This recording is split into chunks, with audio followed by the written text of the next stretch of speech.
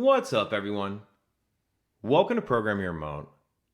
Today we're going to take a look at how to replace the battery in this Acura remote key fob.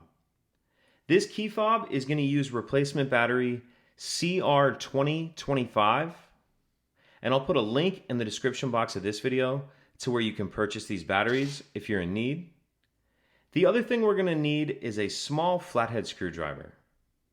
So if we take a look at the bottom of our fob, we're going to see this slot right here. What we're going to do is put the flathead screwdriver in that slot and just carefully pry the remote apart. Go ahead and pull it all the way apart. And then in the back half, we see the battery right here. You can use your screwdriver to help get under the edge of it and get that out. Now we'll grab our new battery, and we want to make sure that we're installing that with the plus side down on this back cover. Plus side down, like that. And now we'll just snap the two halves back together. And that's it. Pretty simple. If you have any questions, please let me know.